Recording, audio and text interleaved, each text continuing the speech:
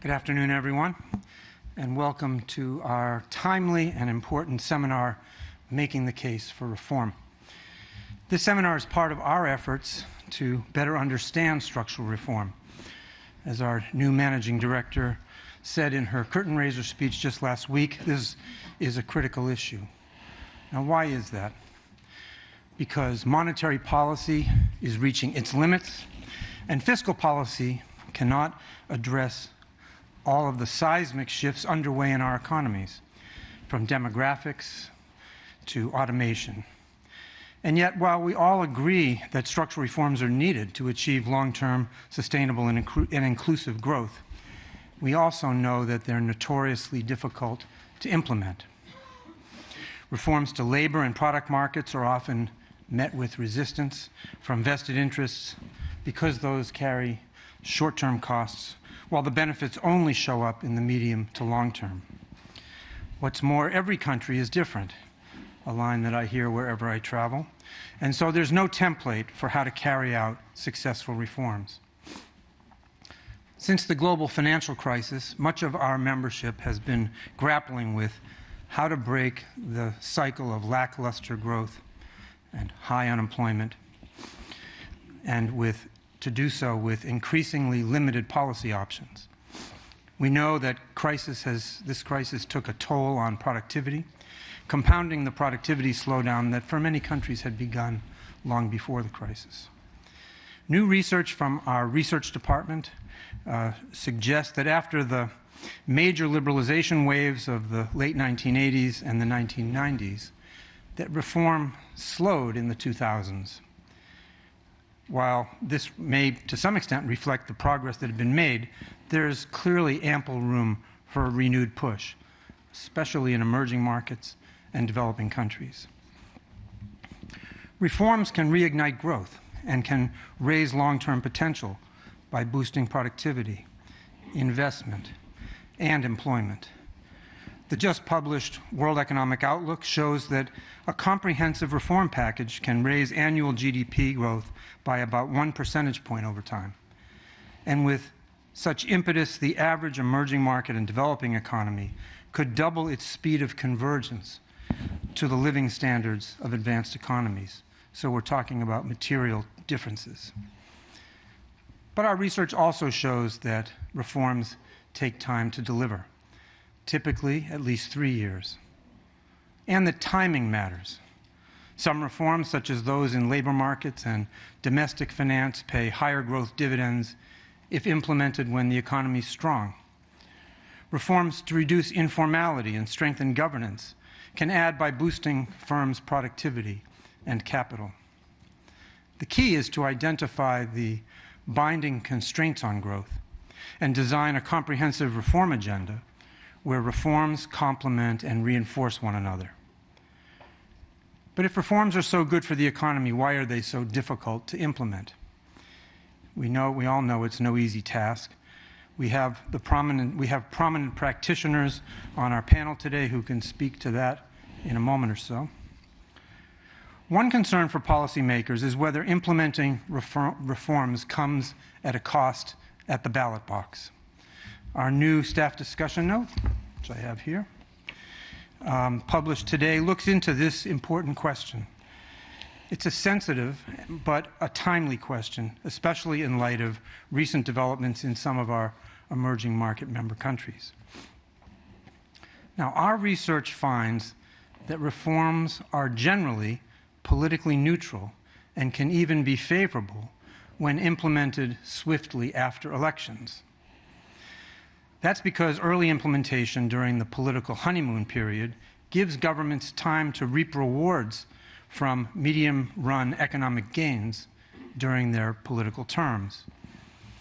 Similarly, reforms enacted in periods of robust economic activity in general do not show up in election results. That finding speaks loudly in favor of the message by our previous managing director, fix the roof while the sun is shining. Reforms that engender large short-term adverse distributional effects, however, can prove electorally very costly. So to ensure broad-based support, it's critically important to carefully design and prioritize a reform agenda with upfront and well-communicated measures to alleviate the impact on those who will be affected most directly. That's often the most vulnerable groups in society. Credible political commitment to reforms and enhanced dialogue to garner support with business, with civil society, are key. So with those few opening remarks, let me thank you all for being here, and let me turn it over to Martin Wolf.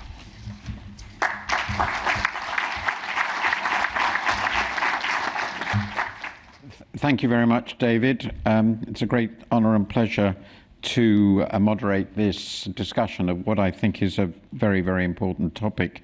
The new working paper, I noticed, it was pointed out to me as a wonderful quote from Machiavelli, and I'll just quote the first sentence. "It ought to be remembered that there is nothing more difficult to take in hand, more perilous to conduct, or more uncertain in its success than to take the lead in the introduction of a new order of things." It sounds pretty good in English, so it must have been magnificent in Italian.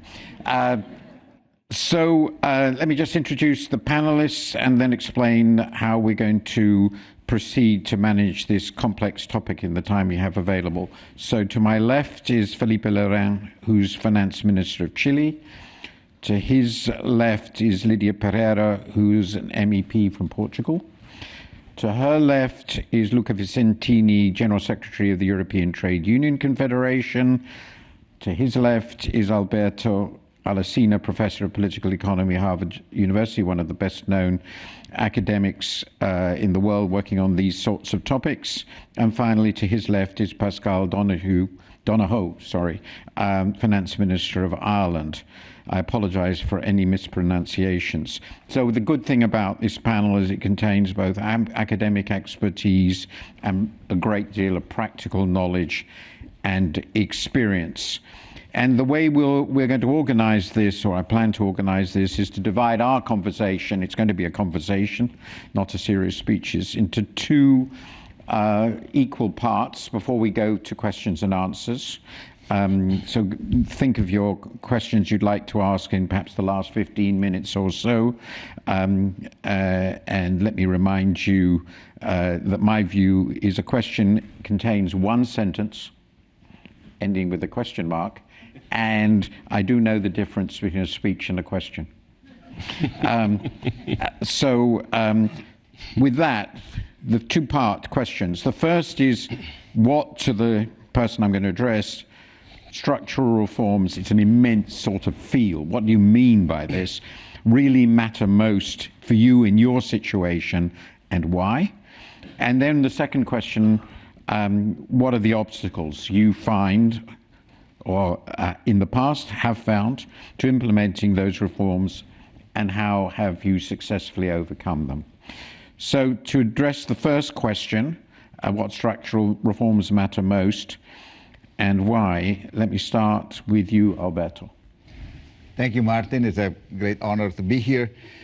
I have only 3 minutes, so let me skip all the thanking.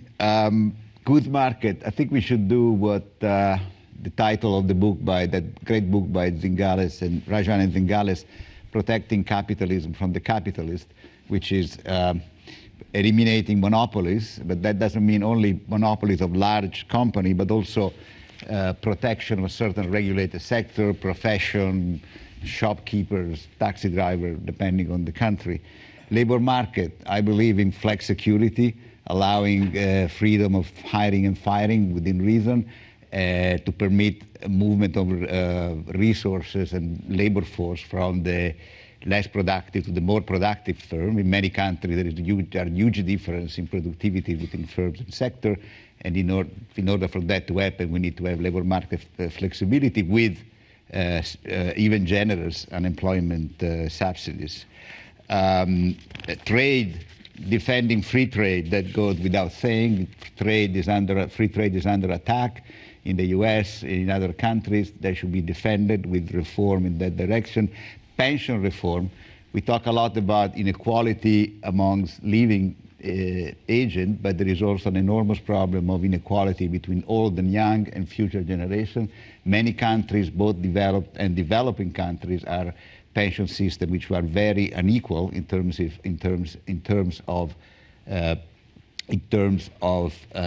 this intergenerational inequality. And finally, talk about inequality. Inequality has grown up a lot. We know all about that. We need to do something about it.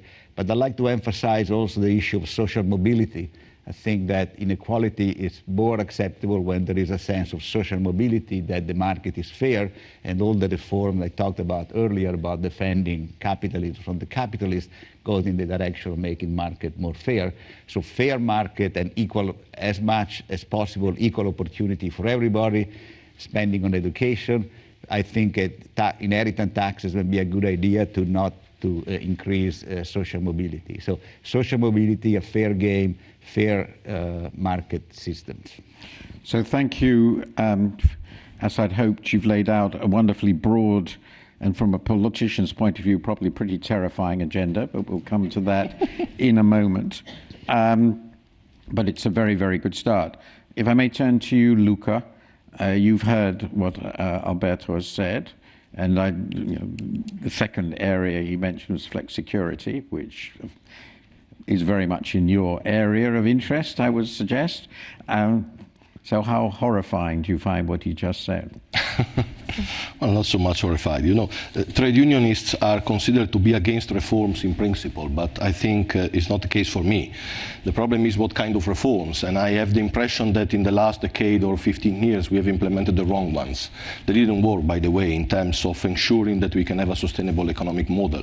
So I will say four things that will be needed for the future. The first one is how to relaunch sustainable growth, sustainable not only in economic terms but also in environmental and social terms. And in this respect, the dimension of relaunching investment, public and private investment, is essential.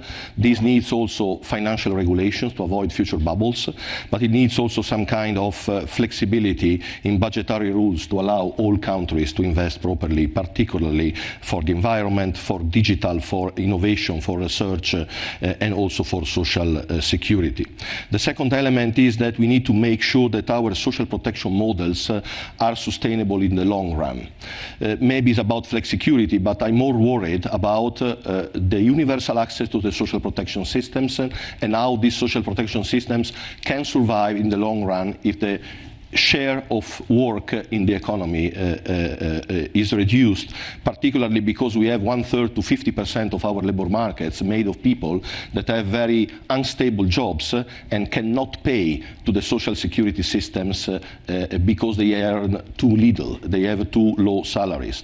And this brings me to the third point, that is how to address the salary gaps that exist, the remuneration gaps that exist in the economy, and the fact that we have faced an enormous wage downward spiral in the last decade with enormous inequalities arising. And in this respect, I think that social dialogue, collective bargaining, strong and well-functioning minimum wage systems should be really at the core of any reform policy. And there is a last point, that is the international dimension.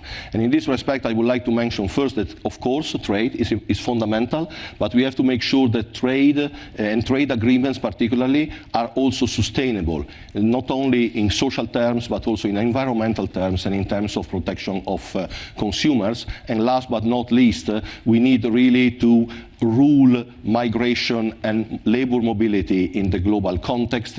In this respect, integration, equality, solidarity are fundamental values that should be encompassed in any kind of structural reforms. Thank you very much. And the great advantage of having you two together is that it brings out that while there's certain commonalities, what people mean by structural reform can differ a little. And that's very important, because very few people are against structural reform. It's when you start talking about what the structural reform is that they're in favor of that you realize the problem. So, Pascal, how does it look to you? Well, as I hear our colleagues describe what structural reforms are and describe very accurately the difficulties in making them work, I go back to a lot of the experiences that we had in Ireland across a period in which we had to make many, many changes. And politicians like myself had to make the political case for those changes and look to gain support for it. And a couple of practical insights and experience from that period, some of which are captured in the paper that David touched on. The first one is, as is the case with much in life, I think timing is crucial. Where you stand, not just in the political cycle, but where you stand in the economic cycle. The difficulty, your ability to make the case for change is, I think, significantly enhanced if you are in a period of at least economic stability or economic rebound, as opposed to doing it at the darkest hour. And that point of timing, I think, is really important. I think the second point then is the allocation of benefit, where you are able, you need to work to be able to create a policy and a narrative around the policy that those who are experiencing the cost of the reform might also have the opportunity to experience the benefit of the reform in the future. And there's always a temporal dimension to that, because the benefit's in the future, the cost is now, which leads into my third point, which is I think you have a better chance of winning the argument if the need for the reform and the benefit for the reform are in the same part of your economy or society. So, for example, if you're telling citizens that things need to change in their employment market because of something that's happened in the financial sector within our economy, that is a particularly challenging narrative to create. If you're saying to your citizens, we need to make some change within the labour market, and you can benefit because of issues within the labour market, but you can benefit from those changes in the future, that is a different case. And then in all of us, and it did strike me when I heard the different definitions what structural reform is, those of us in political life need to always remember that one person's cost is another person's income. And how you can straddle both those sides of the argument, I think, is the challenge. And I think there are three experiences that I've had that have helped, but haven't always been successful. Okay, that's, I think, very, very helpful in sort of shedding some real light on also the different perspectives of the earlier speakers. So, Felipe, you're also a policymaker. How much would you echo what you just heard, and how different would you be in your perspective on this issue? Well, thank you, Martin. A pleasure to be here. I spent all my life as a professor and only twice as a finance minister, so I have been in both sides. I realize when you say win the argument, in academia, you win the argument. In politics, you can win the argument and lose the vote. And I have had that experience, a number of times. So reform is tough. It's tough because you need to identify what are the benefits. But it's not enough to say, at least in my experience, we in academia used to do the calculation of how much that it means for growth, And for example, we're pushing through a legislation, tax reform, in Chile, which completely modernizes the tax system. And it will have an effect of about 0.5% of GDP. We have calculated 0.5 percentage point of increase in growth per year for 10 years. It is a tough issue because, among other things, we are a minority government. We have a minority in both houses. So it makes life difficult, You have to convince people, not just the growth. So we include, and this is one practitioner's tip, you include in the bill that need to be sound, a positive effect on growth and opportunities and employment. You include some particular issues which are of importance. Let's take to the regions of the country. We have a particular benefit of investment projects for the regions where the projects are being executed.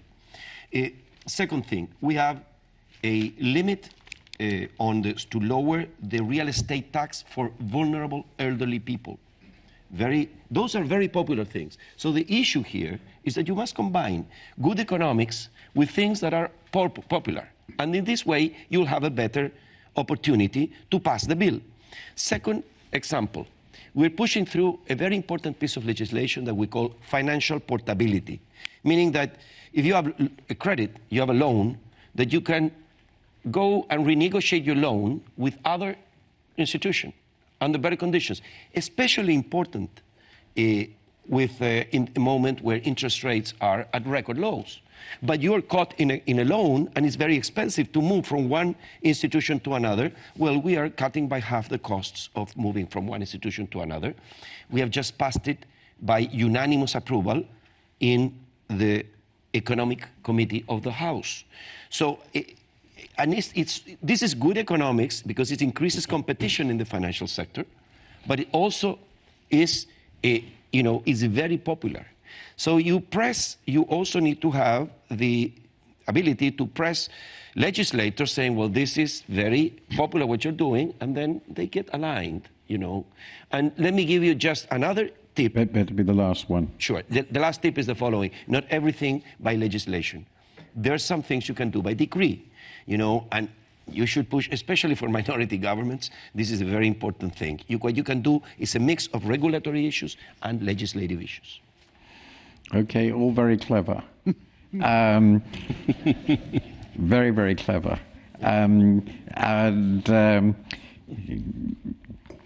You can fool some of the people all the time, and that's enough. No, I'm being very unfair. Lydia, what's your perspective on what you've heard? Good afternoon. Thank you, Martin. I think we already had an overview on the different perspectives about the structural reforms. But there's one thing that almost all of my colleagues already mentioned, which is sustainability, or the need to achieve, or the ultimate goal to achieve the structural, to achieve success in going through the structural reforms, which are sometimes unpopular and difficult to implement, is then to assure sustainability for the futures, for the next generations. And I can tell from the Portuguese experience during the times of the Troika that was a very difficult period, because there was a lot of tension in the society due to the reforms that had to be implemented back then. And after we started seeing that there was some positive outcomes. So of course it would have been much easier if those reforms were implemented during positive economic times. Later on, at the end of the mandate, the economy started responding, and people spoke at the ballot box, and there was a majority from the center-right parties that won again, supposedly, a mandate to continue governing the country. But it was not possible due to political circumstances that our political system allows.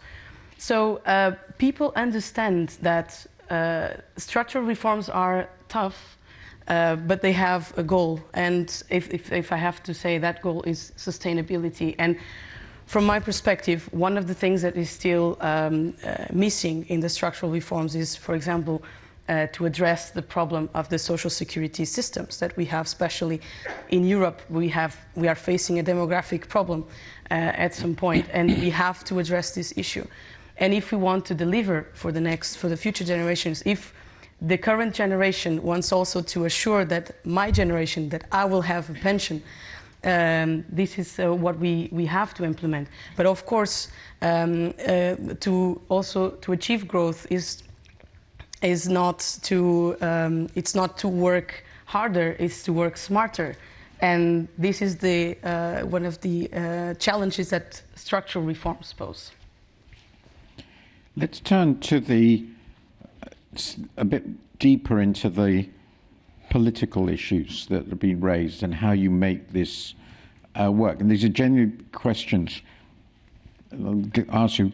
One question that comes out very clearly here is that what you think of as key structural reforms is itself a product of your political and social values, obviously. There's one perspective, but all of which are completely legitimate. One perspective focuses on the idea that the closer we can get to a well-functioning market economy, the better we're doing on structural reform.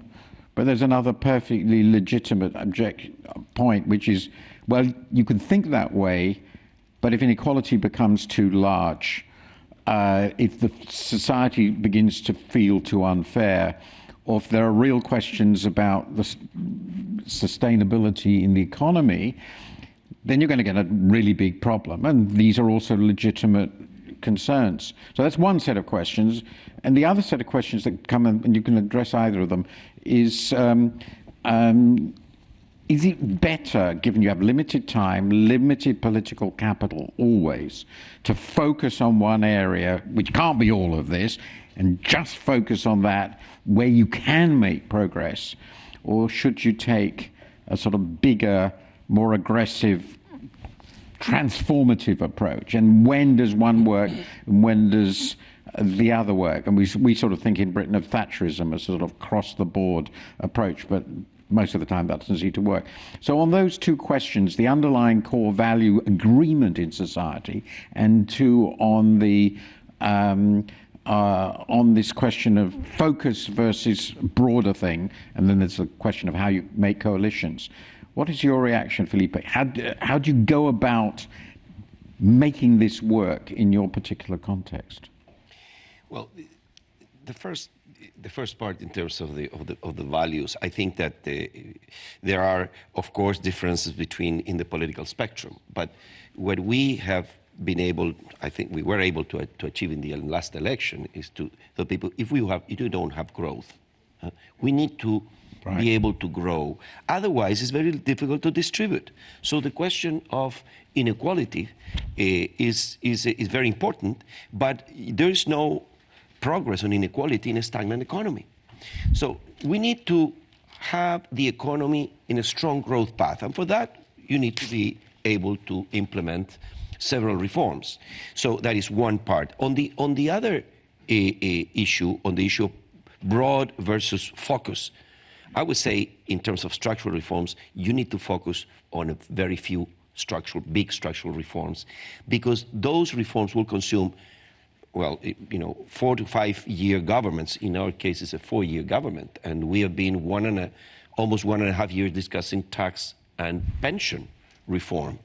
And so those are very fundamental reforms. We hope to have them approved by the end of the year, but it's been very tough.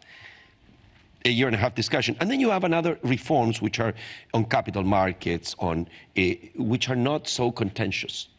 So you can push them through with a broader base. The structural reforms are more, hardly fought, at the level of the public opinion. And again, for example, in pension reform, we need to save more. That's the bad part.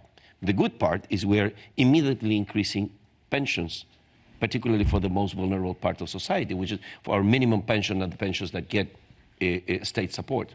So I think that first, driving through what is your message, the message is not just ideological message, it's more practical. We need to grow to solve the problems of this country. If we grow at 1.5%, we're not going to solve any problems. We need to push growth significantly above that. For that, we need several reforms, and in each reform, people should see clearly what are the benefits. And to summarize the other part is concentrate, because you won't have time to do it all. So, Pascal, growth, is that important in your context? Ireland is, of course, become a very rich country and has had an enormous growth record in the past. So is that still a big priority, or there is something else? Is it very context specific? And narrow versus broad, how do you see it in your context? How do you decide what to focus on among almost infinite range of possible reforms? So when you were putting the question, Martin, I was reminded of a writer who once made the argument that you're either a hedgehog or you're a fox. Isaiah Berlin. Indeed. And if you're a hedgehog, you know one thing deeply. If you're a fox, you know lots of other things, sometimes with a different level of belief. And as I heard you put the question there to Felipe, I think politically, there is a case for having reforms that go through many different political areas. But I think it's crucial that you have a single narrative to unify them, a single approach. That approach could be to get ready for something, for example, for Brexit. That approach could be to get ready to deal with something like climate change. And I think a single narrative is more important than a single reform. And I also believe politically, if you're focusing all your efforts in a single reform, if you either complete it or fail to deliver it, where do you go next? So I think a single narrative across many different sectors, I think is practically a better place to be. To answer your question about the balance, I think we always have to remind ourselves that we are responsible for economies that are inside democracies, not democracies that are inside economies. And if you are not maintaining the democratic and political consent for that economy, and you are involved in doing things that chip away at that consent or the costs become too big, that of itself creates political consequences that can overwhelm any reform agenda. And then as to your final point, are reforms value or political belief free or neutral? Of course they're not. They're absolutely not. They are a product of values, they're a product of political judgments, and they are contested. And not to acknowledge that weakens your ability not only to win the argument, but also to win the votes. Okay, I think that's incredibly helpful and it sort of enriches what we heard. So Lydia, you're the third of our politicians, and you have a long, we hope, a very long career in front of you. What's your view about the lessons of experience, particularly in your own country, which has gone through, actually, it was part of the crisis story, but different. And the story of Portugal was different, and I think most people would say the need for structural reform was greater. Ireland was hit by an enormous financial crisis, which was pretty outrageous, but otherwise the economy was doing rather well. In Portugal, there had been a very long period of slow growth before it. So there was immense adjustment agenda, which Portugal has gone through, with the IMF, of course. So what lessons do you draw about the political economy of all this, the relationship between the outside forces and the domestic forces, getting domestic consent? What lessons have you learned from that? I believe social dialogue was key, or is key, in going through any kind of reform. People have to understand the implications of those reforms. This is the narrative point that Pascal was making, isn't it? Exactly. And what I also think that happened in the past, and we did not see in the years after the crisis, was that this reformist impulse was not continuous. So in the past 4 years, there was a slowdown in this structural reforms in Portugal, and of course the society became more convinced that okay, so now we are doing well, the economy is doing well, but it is not. And I think we are again facing a potential slowdown in the global economy, and perhaps Portugal lost the window of opportunity to continue those structural reforms, to assure what I was saying earlier, that the future generations and the current generations, we are going to face much more expenditure with healthcare. We need to change the tax. We have to adapt the tax system to the digital economy. And we are not doing that. We have to prepare our economy, our society, through education, through lifelong education, to be ready and resilient for the next challenge, which will be a possible slowdown of the economy. But this has to be communicated to the society. People have to be informed about the implications of not doing the necessary work. And what happened in Portugal was that people actually acknowledged at the end of the crisis that those reforms were necessary. But perhaps now it was the time to fine-tune them. And I believe that this is the way to go, to assure that countries deliver on productivity, on competitiveness, and that in the end we achieve the goal of being sustainable. Because being sustainable is not just being if I may say, obsessed with climate change. It's one of the pillars for sustainability.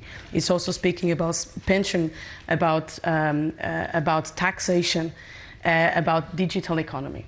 So I think the lesson learned is social dialogue and explain the people what are the implications for the future. In this huge crisis you had,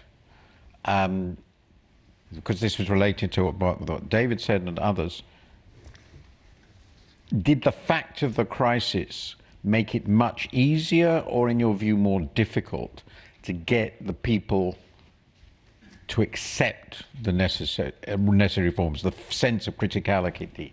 And when the crisis passed, because given what you said, was there a sense of deep reform fatigue, which may actually the reaction, so in some sense the reaction you describe is a consequence of the crisis context in which the reforms occurred?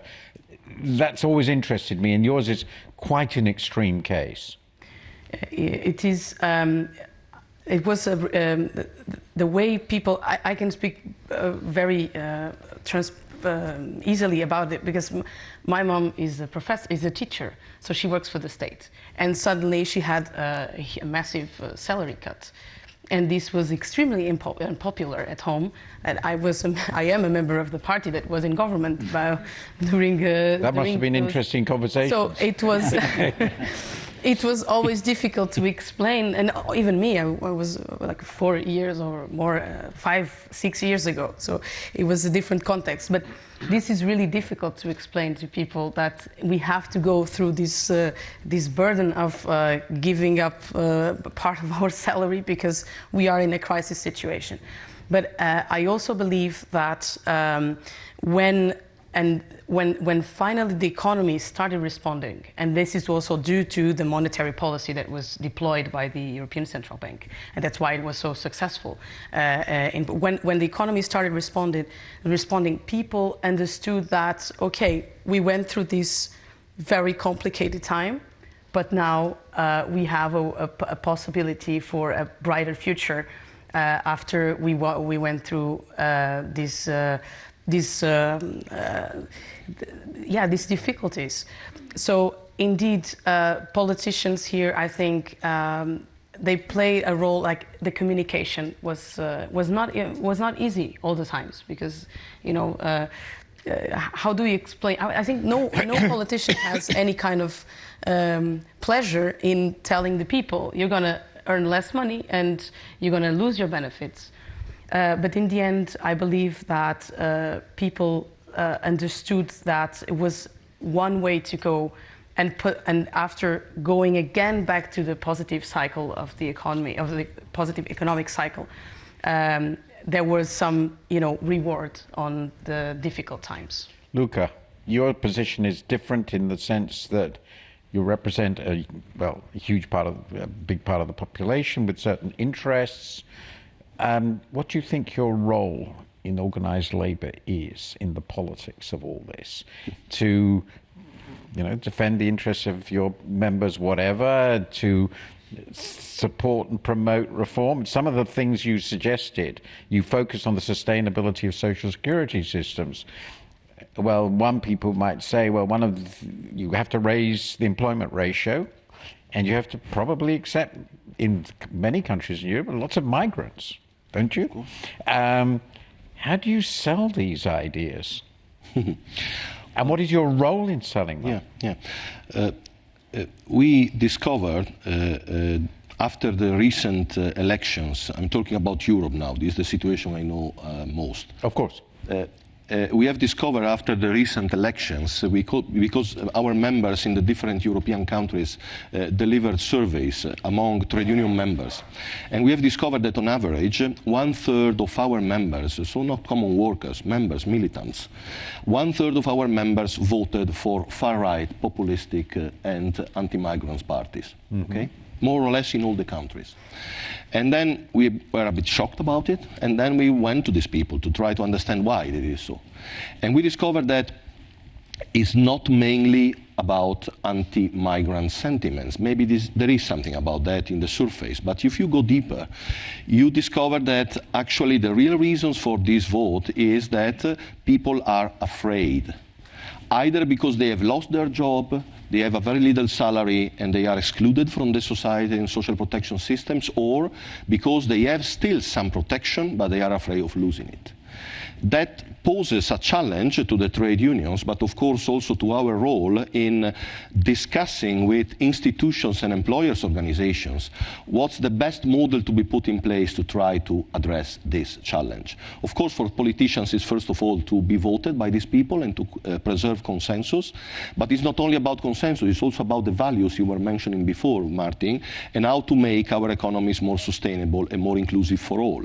And I think that Lydia is absolutely right. Sustainability and social dialogue are the key elements for making sure that something positive can happen. We have faced for so long time an economy and structural reforms that were against people, more or less, imposing horrible things to people, and then trying to put in place some compensation, some palliatives, to convince people that, okay, they could accept it. We should turn into a completely different vision, that is to have an economy and also structural reforms that serve the interest of people, that make sure that people can have a well-being in the society, in the labor market, in the economy, in their own lives. How to do that, of course, is very challenging question, but we have some examples in Europe that are successful in this respect. Let's compare two countries that face more or less similar crises, Portugal and Greece. In Greece, no sustainability at all, no consensus, no social dialogue. It's a disaster. The economy is still destroyed and people are absolutely unhappy. Portugal, a completely different story. More sustainability, more dialogue, more inclusion, and it worked. The same even for countries that didn't face a crisis, Sweden and Hungary. In Hungary, totally neoliberal reforms, an enormous brain drain, million people left the country, so low wages, no inclusion in the society, and now the economy is going down.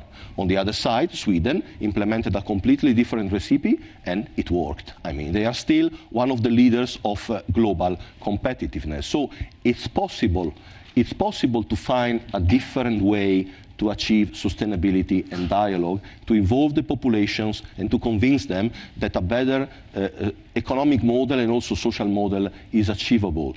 Let's take the program. We'll have to stop there. I stop here, yeah. I'd love to go on much longer, but we're running out of time, not doing very well. So Alberto, how do you see, from what you've heard, and quite provocative statements of various kinds, the question of how do you actually make this happen in societies where there are huge disagreements, of course, and lots of different interests? What lessons do you learn from your research?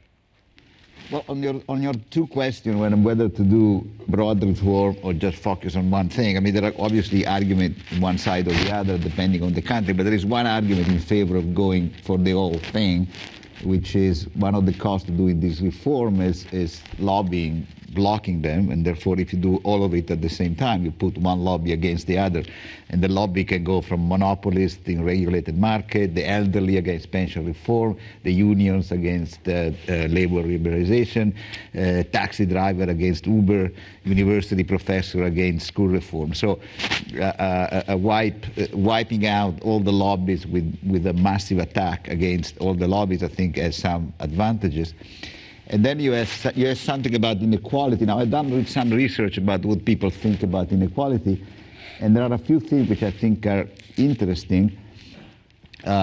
One major factor that determines how much people dislike inequality is whether they perceive as being fair or unfair, namely whether people become rich because of hard work or people become rich because of lack, connection, and so on. So the fairness of the system is crucial in how people perceive inequality. Second, related to that, people see social mobility as a substitute to, as a complement or something that can address the issue of inequality, namely people are willing to accept inequality as long as there are equal opportunity. Third, going to immigration, there is a lot of evidence that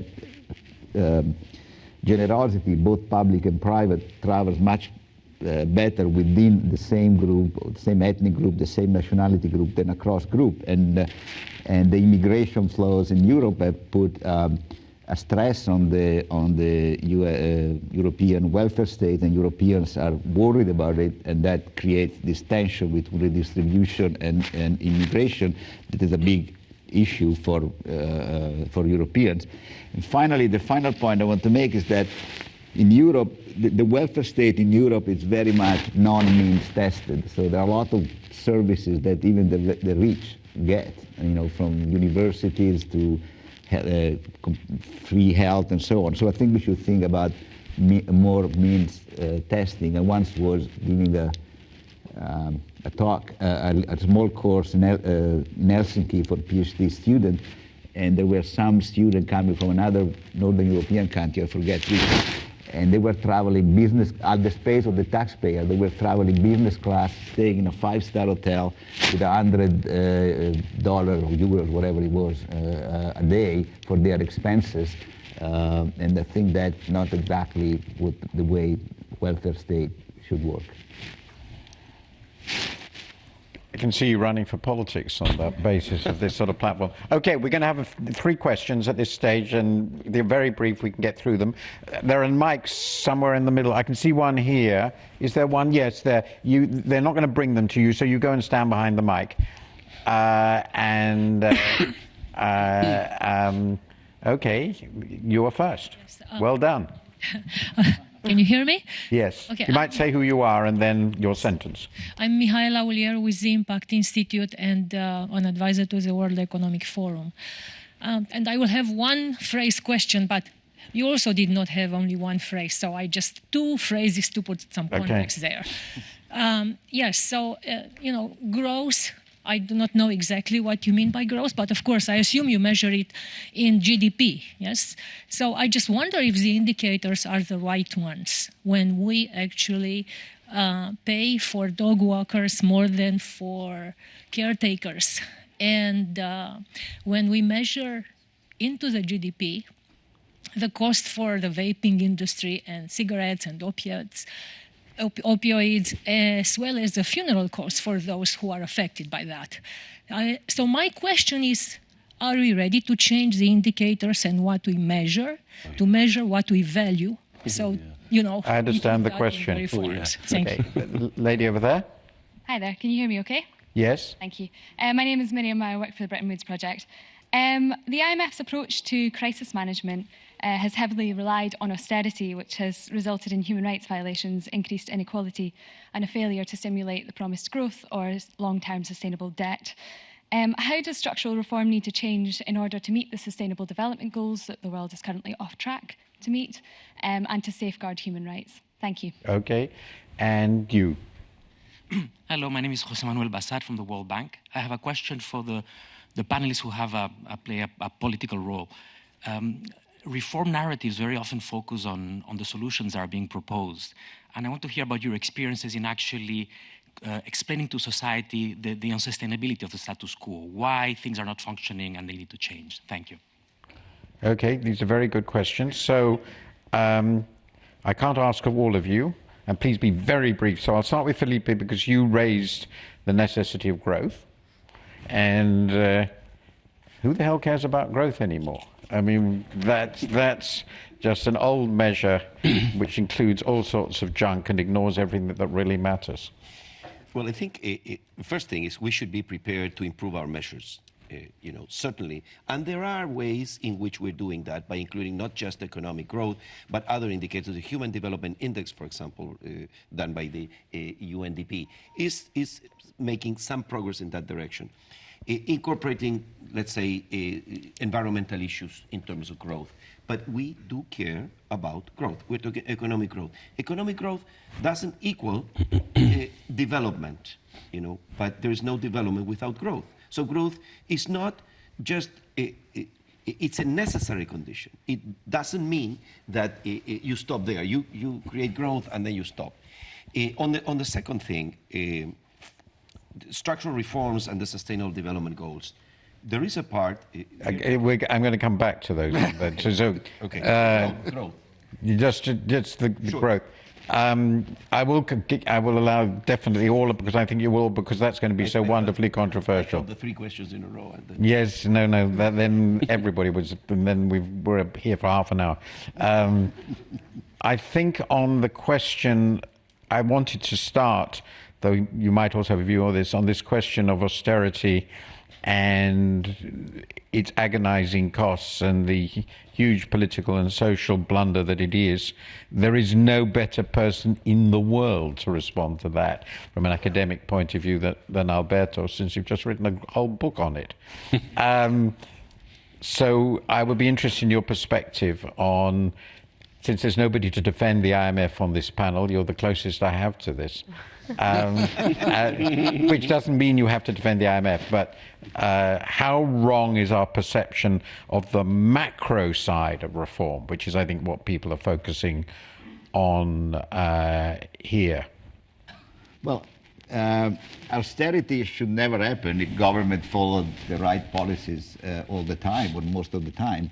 So salary in Portugal would not have been cut if there haven't been, there was the financial crisis that obviously made things worse. But in general, austerity would never happen if government followed policies that are prudent. Austerity happens when government have accumulated for no good reason a lot of debt, and then when this lot of debt causes financial difficulties or stress or problem, then you have to do something quickly and sometimes harsh to do that. So austerity is a medicine that you don't have to take if you live a healthy life. If you don't smoke, you don't have to take medicine against